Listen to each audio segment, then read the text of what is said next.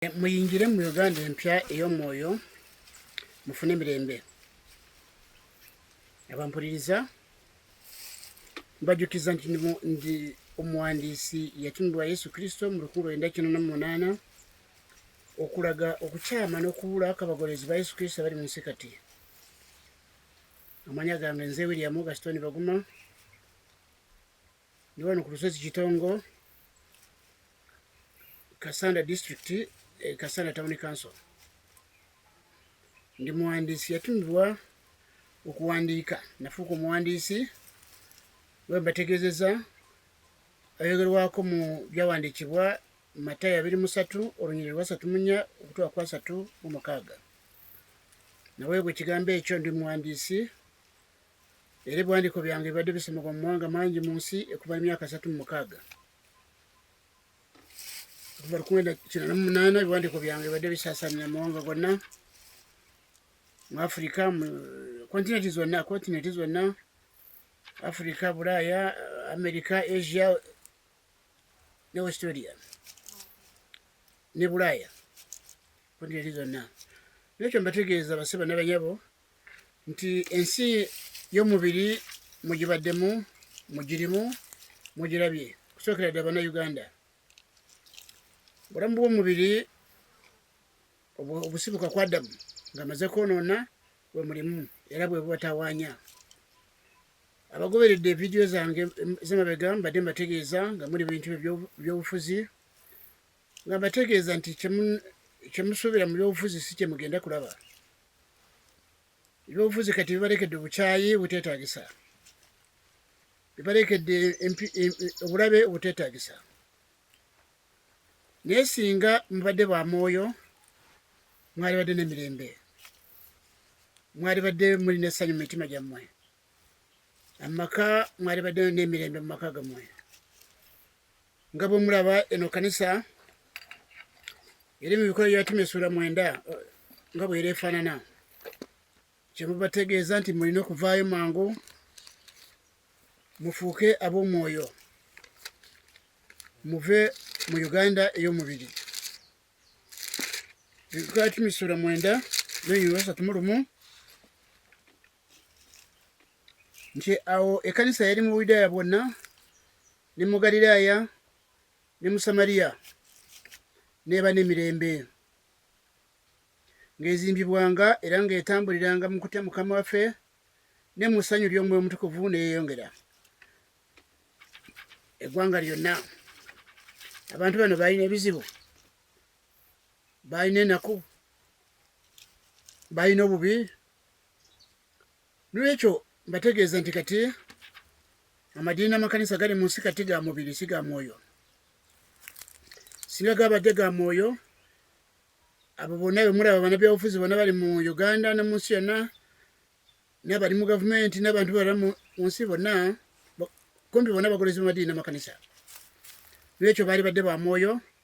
baali badde balungi ate baali badde balina emirembe. Naye mulaba bwe bafaananye, era ebyo by'obufuzi bye mulaba bonna bagolezi b'amadiini n'amakanisa babirimu, era obalaba obulabe bubalimu. N'olwekyo mufube nnyo basebo ne banyabo bampuliriza, muyingire mu Uganda mpya ey'omwoyo, muwone, mufune emirembe egitayogerekeka nga bwe mugisomya wano mu byawandiikibwa. Mmanyi ddala nti mwenna mukooye, mukitebereddwa. Temulina emirembe mu mitima gyammwe, temulina emirembe mu maka, temulina emirembe mu mawanga. Era kyali muntu mumwe ali mu mbeera gy'agala kubeeramu. Kabeere mugagga n'omwavu, kabeere bukulembeze w'eggwanga oba kabaka, bonna teri n'omu ali mu mbeera gy'agala kubeeramu. N'olwekyo ekintu kijulidde baseba n'abanyabo, abantu abali mu nsi bayingire mu nsi empya, oba Abannayuganda muyingire mu Uganda empya y'omwoyo. Nabategeeza nti ebyobufuzi bye mubaddemu bulimba na guteebereza, ky'osuubira si ky'olaba. Bibalekedde obukyayi, bibalekedde bulabe obuteetaagisa. Ate mbategeeza wano Kasanda wendi, abeesimbyewo nga babaka ba Parliament, omu wa kibiina kya NUP, omulala wa kibiina kya movement, be badde bakulembedde kuvuganya wano. bebadde ku mbiranye yawagulu naye mbategeeza kitaawe b'abaana bano mbamanyi bonna nabamanya natambula nabo nabeera nabo natuula nabo nalya nabo abantu abo bataata baabwe omugenzi Sarabayani omugenzi Kayindo abantu abo baali bamukwano baali bamukwano nnyo nga nyenkomeza era abaana abo abagenzi abo mbategeeza kyama Sarabaya bwe yaliko chairman wa RCCD Kayindo yaliwo w'ebyenguudo kugombolola nekyo mbategeeza basiba ne banyabo tibyobufuzi bino nabategeeza dde mabega tijje mugenda kizikiza kyerere nekyo mbategeeza mbalabula nate muve mu Uganda y'omubiri mudde mu Uganda y'omwoyo amadini n'amakanisa gali mu nsi gatunyika mu ddubi kubanga galeeta enjiri etali ya Yesu Kristo singa temubadde bwe muti singa temufaanana nga bwe mufaanana kubanga mwena abali mu kulwanagana mwena muli bagoberezi b'amadini n'amakanisa n'ekyo muyingire mu nsi y'omwoyo muyingire mu Uganda empya y'omwoyo mulabe obulungi bwa Katonda mwena mujja kusanyusibwa teri nnaku engera kubeera mu mmwe bana Uganda mwena mbakowoola muyingire mu Uganda empya y'omwoyo kusinziira ku buwandiisi bwaka ku nsi 1908 era obudde butuuse okujja okutegeeza mu bigambo bino kubanga ekintu kimu kyokka amawanga gonna kye geetaaga ekireetedde obubi bw'omuntu n'ebizibu bingi okweyongera ku nsi olw'obutaba nakyo nga bwe mbategeezeza kintu kimu kyokka waliwo omukisa gw'amawanga gonna Katonda gwe wasuubiza Ibulayimu Yesu Kristo gwe yaleeta ku nsi okukyusa buli muntu mu biibye ogwo omukisa tegumanyiddwa mu nsi ogwo omukisa gwokka Katonda gwe yasuubiza Ibulayimu mu Lubereberye ssuula 12:3 Lubereberye ssuula 22:18 n'Ebikolwa by'Abatume ssuula 3:25 n'Olwa26 omukisa ogwo Katonda gwe yasuubiza Ibulayimu gw'amawanga gonna gwe mwetaaga gwokka era mbategeeza ndi mwetaaga okulabika ku lusozi Kitongo muyingire mu mukisa ogwo mugufune waleme kubeerawo kati abantu bafuuka b'omwoyo abantu bazaalibwa omwoyo bazaalibwe kye bayita okuzaalibwa omwoyo abantu bakitegeere bakiyige amadini n'amakanisa tegakimanyi tegakiwuliranga nako tegamanyi omukisa gw'amawanga gonna Katonda gasuubiza Ibulayimu Yesu Kristo gwe yaleeta ku nsi bamanyi omukisa nti sente bamanyi nti omukisa motoka n'amataka n'amayumba tebamanyi omukisa Katonda gwe yasuubiza amawanga gonna ogwali gwakuleeta emirembe ku nsi ogwo mukisa gwe mbategeeza gwe mulina okufuna wano ku lusozi Kitongo byabwereere eri buli muntu sinna kye mbeetaagako nabagamba nti Mukama Katonda yampa ebyeneetaagisa okuweereza tekina kikumi kya muntu kye neetaaga naweebwa enjiri y'ensi yonna ye revival y'ekkanisa erina okutandikira mu Uganda bano boogera ku revival temusobola kwogera ku revival y'ekkanisa nga temumanyi ekkanisa yalwala ki obulwadde bw'ekkanisa nze nabuweebwa nategeera nga ekibi kyenjawukana kye mulimu abagolozi ba Yesu Kristo ke kabonero akalaga okukyama kwabwe okukyama kwammwe kubanga okwagala n'okwagalana n'obumu Yesu bwe yabalagira tebiri mu mmwe ng'akabonero akalaga nti temuli ba mwoyo muli ba mubiri n'ekyo ensi yonna ejulidde ensi yonna yeetaaga kubeera y'omwoyo eve mu mwoyo ejje mu mubiri munsonyeko eve mu mubiri edde mu mwoyo andi ndwanagana na dakiika ate kyoba mulaba ebigambo mbyogera mbuukabuuka naye munsaasire munsonyiwe muni bakubitegeera bulungi nga muli ku lusozi Kitongo wano n'olwekyo mbategeeza nti abantu balina okufuuka ab'omwoyo ensi yonna mulyoke mufaanane ekkanisa eno eri mu Bikolwa by'Abatume ssuula 9:31 ennaku yonna eri mu mmwe evudde ku kino evudde ku ekyo kyavadde obubi bw'omuntu bweyongedde ku nsi mulaba abantu bafuuse ekizibu obubi bweyongedde ku nsi abaana bazaalibwa kati babi nnyo nga gyenkomeza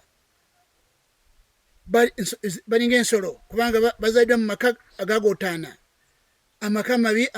amaka gatali nabategeeza nti obufumbo buli mu nsi si bwe Katonda bwe yakola obufumbo Katonda bwe yakola si bwe buli mu nsi nga bategeeza kubanga obufumbo bwa Katonda bwe yakola olubereberye omusajja n'omukazi bali bakufuuka omuntu omu nga tebakyali babiri nate ne bafuuka omuntu omu omukazi n'aba nga agondera bbayo mu buli kigambo ate omusajja n'ayagala mukazi we nga bweyagala eka naye olwaleero mbategeeza nti mukazi ali ku lulwe n'omusajja ali ku lulwe niwankubadde bali mu maka gamu n'ekyo mwetaaga kumanya ensi ekola eki byonna byakuva mu wandiisi ono Gaston baguma nga bimategezeza mutegere ensi yitegere cyo gukora obufumbo kuddewo ensi ekole ki obulungi bw'omuntu n'emirembe mu mutima gw'omuntu mu makani mawanga bifunike bitya kubanga Yesu Kristo yaleeta eddagala ly'ekizibu Adamu kyateeka ku nsi nga maze kwonoona nekyo mategeeza nti mwenna mulina okweyuna ku lusozi luno kitongo musobole kuwona Yesu Kristo yaleeta obuwandiisi buno 1998 ng'alaga nti amadiini n'amakanisa gali mu nsi gonna gakyama kubanga akabonero kano bategeeza nti akabonero k'okukyama k'abagolozi ba Yesu Kristo ekibi kyenjawukana kiri mu bo nga mubalaba bonna bayawukana bafuukubulira ng'akabonero akalaga nti omwoyo wa Katonda si yali mu bo kubanga omwoyo wa Katonda tayinza okubeera mu bantu abataagalana abatatabagana batali bumu n'ekyo mbategeeza baseba ne banyabo nti ensi yonna ejulidde okufuukayo omwoyo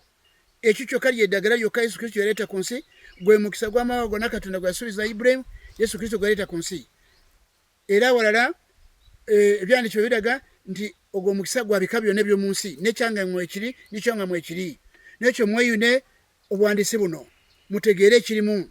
sina kye mbeetaagako sina gwe nsaba ssente wadde 10 wano teri kibbo kubanga esente ze babasaba mu madiini n'amakanisa zonna zakunyaga abantu kubanga endagaano ya Yesu Kristo empya terimu sente ze babasaba ebyo byonna mujja kubitegeerera wano sente zonna ze babasaba bitundu bye 10 bino biweebwayo manya biki byonna bye bapatiikako ebyo byonna Yesu Kristo tabiragiranga mu bwakabona bwe bw'endagaano empya ekisa byonna ensi yonna evunze ekibi kyeyongedde ku nsi kubanga enjiri ya Yesu Kristo yennyini ku nsi teriko ebintu biwandiikidde emyaka 36 bw'onojja wano ojja kusanga ebiwandiiko ebyampandiikirwa okuva mu 1900 n'okusugira ddala okuva mu 1991 biwandiiko okuva mu mawanga ag'enjawulo bwe byatandika kuntuukako ng'abantu basomye obubaka bw'empandiika abasumba abantu b'omu Kampala banaddiini Church of Uganda n'ebbaluwa ya Archbishop wa Uganda Olombi njirina wano abasumba bangi mu Uganda n'omu nsi yonna ebiwandiiko byabwe mbirina bawandiikako Tanzania Kenya Uganda ebiwandiiko mbirina wano babadde basoma ebiwandiiko bya obuwandiisi bwe naweebwa bugamba ki okuva eri Katonda naliko n'abasajja we mulaba mu Kampala bano baseruwadda bano bakayanja twali wamwe oba mwaka gw'ekyenda erudaawo nga tuli mu International Conference Center Kayanja Robert yali yategeka olukuŋŋaana olwo yali akoze olukuŋŋaana olwo nze kennyini nali mu lukuŋŋaana olwo olw'ennaku ku 6 Kayanja Rumanyi Seruwadda Rumanyi abo abugingo baali tebalaba kubafuuka balokole mbategeeza nti nali nina ekiganda ky'empapula nga nkigabira basumba omugenzi balaba ekkubo ow'ekibuye yaliwo nga biwandiiko ntegeeza nti kanisa yalwala enjawukana ziri mu mmwe kanolo ka bukyama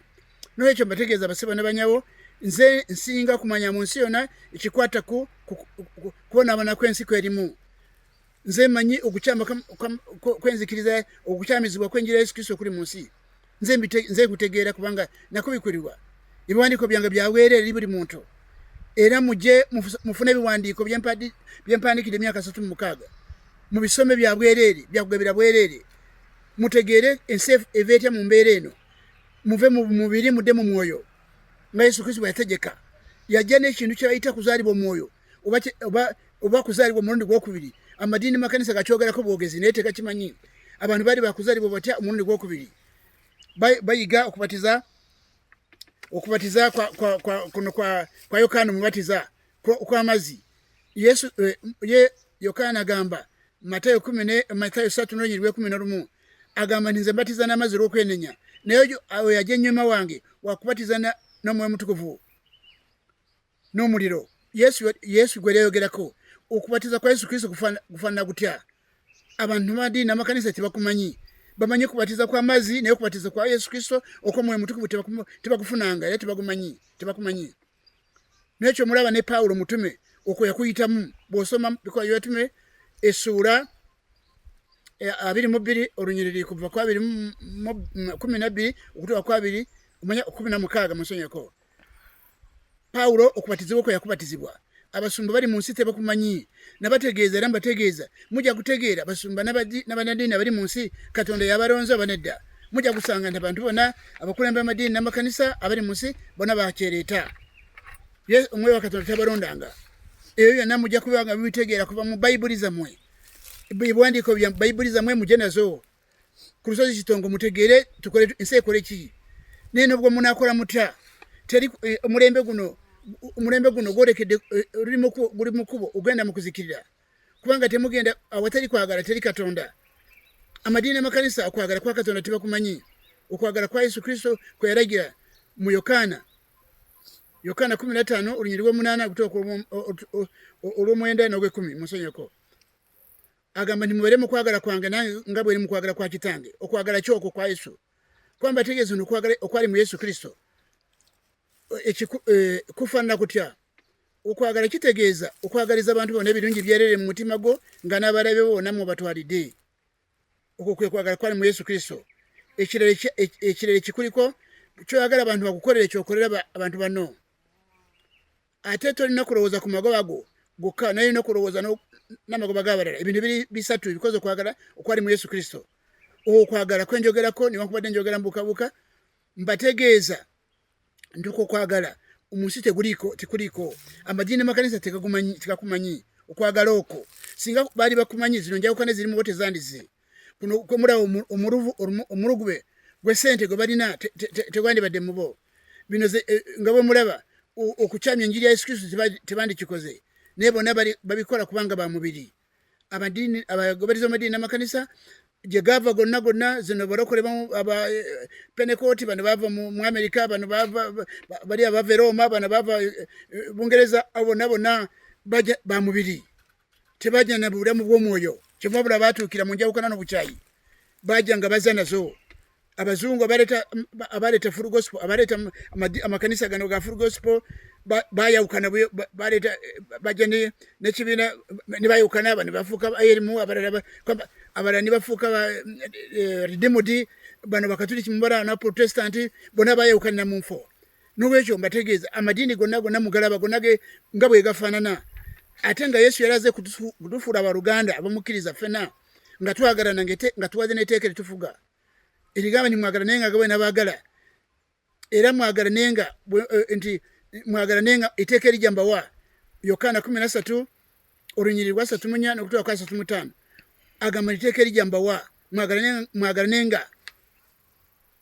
bwe nabagala bwe mulaba mwagala namwe kana maka ensi lwegenda gutegeera nti mwebange eyo kyali nga baaji y'essomero okwagala nakwabwe naye mbategeeza baseba ne banyabo nti bigambo ebyenjiri ya Yesu Kristo ku nsi tebiriiko kyemuba mulaba ensi yonna yedibaze ensi yonna ejjudde obubi n'ebizibu ensi yonna ya mubiri mwereere ensi kye bayita ensi y'omubiri kitegeeza ensi y'ekibi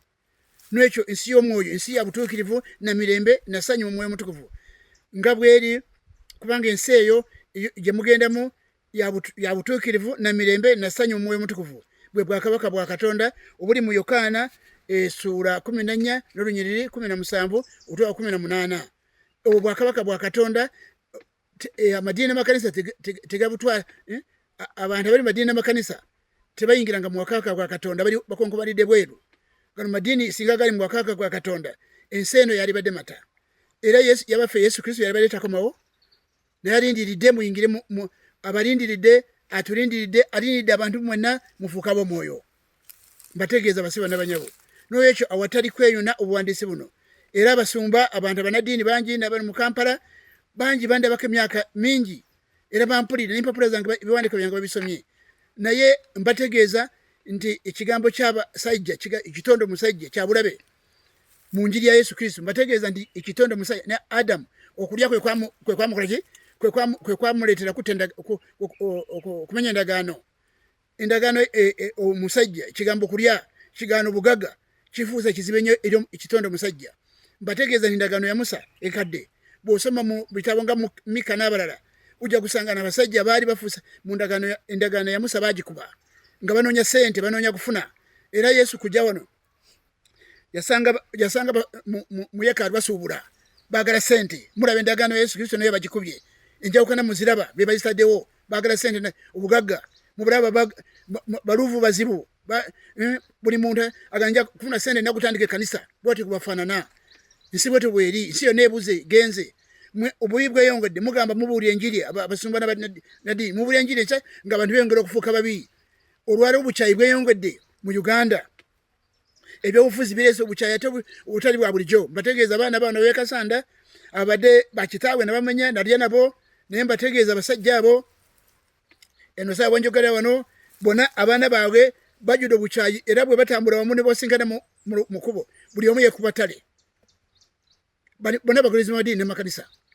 N'ekyo muve mu bulamu bw'omubiri muyingire mu bulamu bw'omwoyo obwaleetebwa obwandiisi buno Yesu Kristo bw'yaleeta ku nsi emyaka 36. Revival y'ensi yagutandikira mu ggwanga lino. Mbategeeza revival y'ensi abasumba mwenna mukomye kwogera ku kigambo revival y'ekkanisa nga temumanyi kanisa yalwala ki. Otoyinza kuleeta eddagala nga tumanyi omulwadde bw'alina. Mwe mukanya te revival muli yabaffe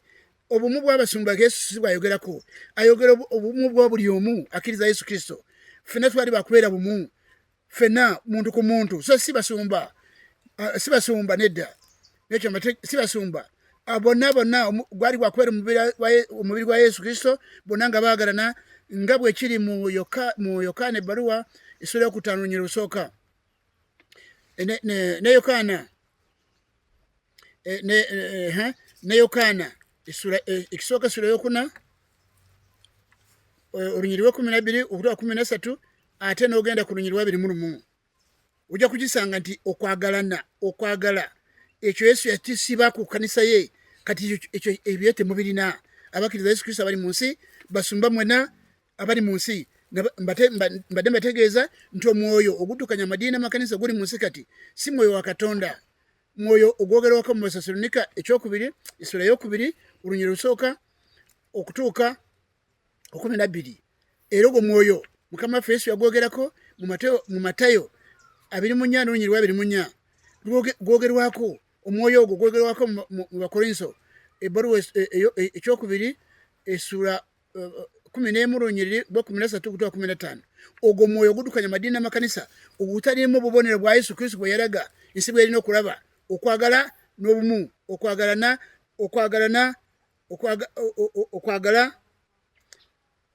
n'obumu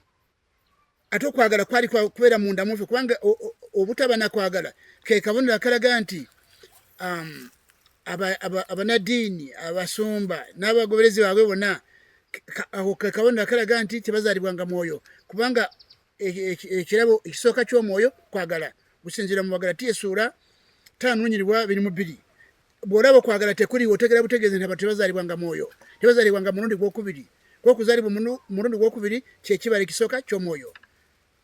N'olwekyo mbategeeza nti ensi eri mu kabi kanene ensi eri mu matiga mwe Bannayuganda muyingire mu mwoyo muve mu mubiri. Ennaku eri mu nsi yonna ennaku gye mulina mu mitima gyammwe ennaku gye mulina mu maka gammwe ennaku gye mulina mu mawanga n'obubi bwonna bwe mulaba bw'abantu bivudde ku kuba nti muli ba mubiri temuli ba mwoyo. Mweyune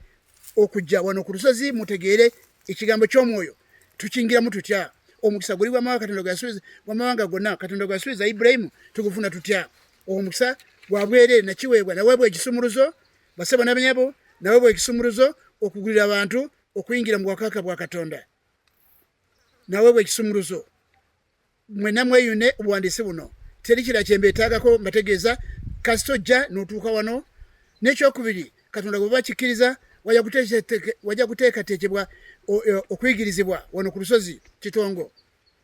mbategeeza sina kyembeetaagako. Ekyokubiri manyiddwa wano mu kitundu wadde poliisi y'Ekasanda emanyi nti wano waliwo olusozi olukolebwako obuwandiisi mbategeeza mumanye bw'ogamba olusozi mukimanyi mu Bayibuli nti Katonda wakoledde ebikulu wonna lubeera lusozi kaba tekyali kasozi lubeera lusozi wano lukusozi Kitongo obuwandiisi bwe bwakira era basebo ne banyabo abampuliriza wewali faamu yange yaliko mu mpaka za Uganda mu 94 weeri etambula eyo faamu mbategeeza yali mu mpaka za Uganda nabategeeza yaliko yakubiri mu Uganda. N'ekyo omulimu gugenda mu maaso kubanga faamu eno yewanirira obuwandiisi buno yekuba empapula yekuba ebitabo byonna byensaasanya ku nsi. N'olwekyo kati era mbadde mbikola wadde intaneti nga tenajja mweyune nnyo vidiyo zange ku YouTube no ku TikTok musobole okugenda kungoberera emu ku emu mpolampola bintu tebyagupapa mwanya baduga Abafrika kye tulina ekizibu tubuukabuuka tubakirira tedusoma bitabo tuliko ekizibu tuliko omwoyo mubi obutatukiza kusoma bitabo tubeera mu kubugutana bye Afrika tuteekwa kubanga Katonda yasiima revival instant mu ggwanga eno Uganda eggwanga eno lyalondebwa Katonda baseba n'abanyabo era nabagamba di Uganda temujja kukikola gye mwagala kubanga eggwanga ddonde era mwetegekere okubulira enjira amawanga gonna mwetegekere bana Uganda mulina kujja wano okufuna ekyo ekyakira mu bwandisi buno etu Yesu yaleeta ku nsi okutegeeza okuleeta revival y'ekkanisa mu nsi yonna muyifune mulyoke mutegeeze amawanga gonna n'ekyo mbegayiridde mbasaba okweyongera okutegeera ebigambo bino by'obuwandiisi mutegere biri bitya mulina kujja musiisire wano muwone ekibambulira mufune emirembe ensi yonna tesobola okufuna emirembe okutuusa ng'efunye omukisa gw'amawanga gonna Katonda gwe yasuubiza Ibulayimu Yesu Kristo gwe yaleeta ku nsi okukyusa buli muntu mu bibi bye nga batemugufunye wano nze mbategeeza nze nakiweebwa oba munaakola mutya kubambadde mbagamba nga temunalonda nimbagamba baaye bye mulimu tebije kakati olwalonda bagamba Museveni yetalina jjadda kubanga Museveni Katonda yamuleeta 1996 obunabbi buno bwakka obuwandiisi bwange bwakka 1998 nga Museveni amaze okukalira nga tanabana kubugumya ntebe nga amaze emyaka 2 ku ntebe obuwandiisi buno ne bukka Katonda yalina ensonga lwaki obuwandiisi buno yabusa mu kiseera Museveni nga amaze kukabana kubanga Katonda emirundi mingi agobera obufuzi obuliko n'ekyo mufenga bwe musobola mutegeere kati nze siri mwana y'abafuzi nabagambe nabane Kasanda teri yandabako nga ndi nyambadde t-shirt ya kibiina kyonna nenze nga bategeeza naye Museveni tanajja kubanga ye Museveni yajjalwa Katonda yamuleetawo w'ekigendererwa kye Katonda yina ensonga ku Uganda ayagala revival yensi tandikire mu ggwanga eno Uganda ku bufuzi bwa Museveni kyokka era Museveni naye takimanyi yalowooza nti bintu byakola magezi ge nedda okufuga Uganda lowooza ni magezi ge nedda namuwandiikako dda emyaka mingi okuva 17 nawe ofulumye ekiwandiiko kikwata ku President Museveni saalina kugamba nti njagala mpe sente ng'abantu balala bwe baswamye gyali nedda kubanga nze saagala na bugagga bungi kubanga sina budde budukanya bugagga bungi njagala ebisobozesa gusigala nga mpeereza Katonda so si ebyo bindeetera gusula nyimiridde lwa bugagga nedda n'ekyo Museveni namuwandiikako ndowooza nakati n'ebiseera egyo mbadde mwogerako nga mbategeeze ndi ebintu bibiri byalina bimuleetera gusigala nga afuga Uganda okugatta bannayuganda wamu n'okufuga ebitongole ebikuumaddembe bino by'emmundu n'abifuga mu ggwanga lino byokka abannayuganda tebakkiriza kumuwaayo kumuleka okwate omulala tabirina kyekizibu kyokka era abantu balala bonna si nti waliwo n'abamusinga ebirala naye ebyo byokka ebibiri byasinga bannayuganda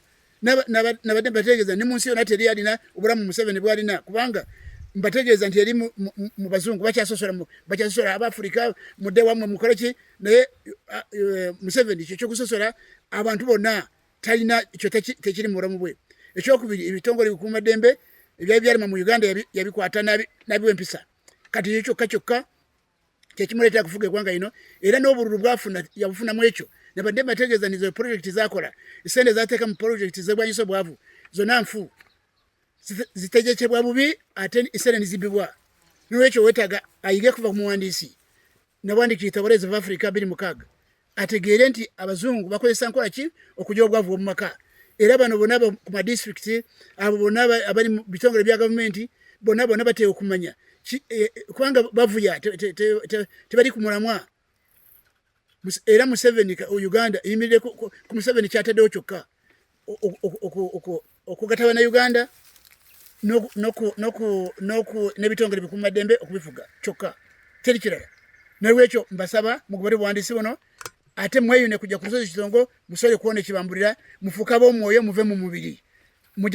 amaanyi ga Katonda we gali wano gajja kubayinzisa mwebale nnyo okumpuliriza